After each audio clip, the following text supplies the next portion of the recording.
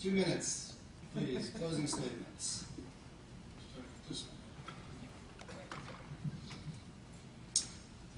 Once again, I would like to thank everybody for coming. Hopefully you folks learned a little bit about the good things and bad things that we will be presenting throughout this campaign, and maybe learned a little bit about federal retirement. I think Sam and I probably had a team up on Jeff. Once again, the Green Party stands for getting out of military entanglements, for health care for all, and if you look at the big picture, and as I hope you will, it's really not that bad. It's actually a good thing. Health care for all works in most civilized countries, and last I heard, we were one of those. We just need more efficient health care so we don't have people going to emergency rooms with colds anymore, or going to school with colds and getting the whole class infected and things like that. Thank you for coming. Well, I think you pretty much probably know where I stand on most things at this point. I do want to just stress that although I can be analytical in my approach to things, I do really care about people. And I think that we can help the people in this country, all the people in this country, using sound fiscal policy and encouraging charity. We don't need entitlement programs that are going to bankrupt all of us.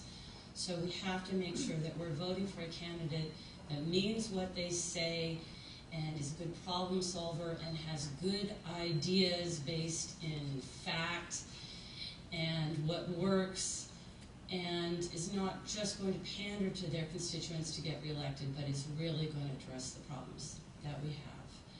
So please just do your research and make good choices. Thank you.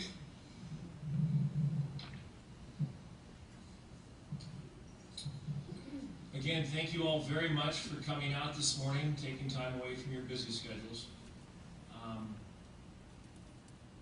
I might not have my facts exactly right on the federal employees, seeing that my new friend at the Green Party says he's going to team up on me with Sam. But I'm definitely open to correction. That is one thing I take very, very highly about myself, and I do not take it lightly. I'm always willing to reassess a position I might have. Like I did on home mortgages, I had another idea, and I shared it, and that person shared me with a 4 for 40 idea. Think about it, it makes a lot of sense. Keeps a lot of people in their houses that otherwise might get thrown out because of all this mumbo jumbo and this refinancing and everything like that that's being crafted. And our illustrious federal government is again supporting to get people in, first-time buyers, 2% down payments. Yay, federal government, thank you very much. I mean, that's another disaster waiting to happen down the road. It should be 10% minimum down payment if you have good credit. 20% if you don't have any credit. It's not rocket science, you guys. It's just common sense. Sam says that the health care bill that he supports wholeheartedly, because he believes in a whole socialistic medical plan. He will admit to that, I'm sure. But this plan implements 8 new taxes immediately, not immediately, over a period of time. 40% tax increase on Cadillac plans. 3.8% increase for anybody under $200,000. Tax investment income of 3.8. One tax after another. 8, right here in this report by Cato Institute. So when he says it doesn't affect the middle class, the small businesses, that's a flat out lie, ladies and gentlemen, and I won't tolerate it. I'll expose the truth.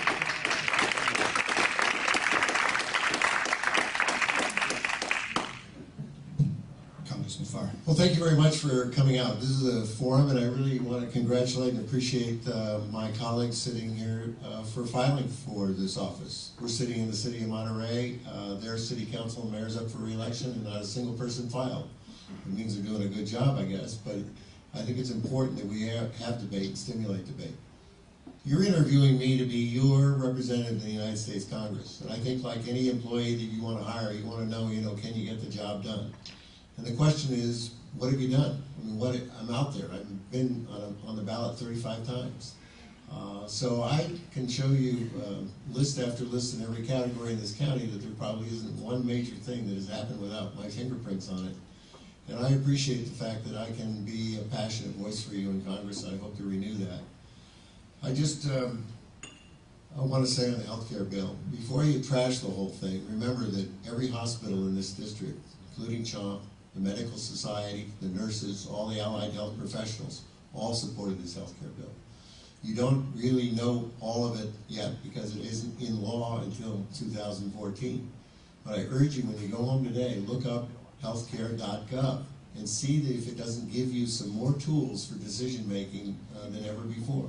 We're moving in the right direction to bring down healthcare costs and to provide insurance for everybody in this country. And I think that, frankly, we're going to turn the economy around. The New York Times today has an interesting article about how downtown New York, Wall Street essentially, gains economic health faster than any other part of the United States. One of the things that it points out is that's where the quality of interests are.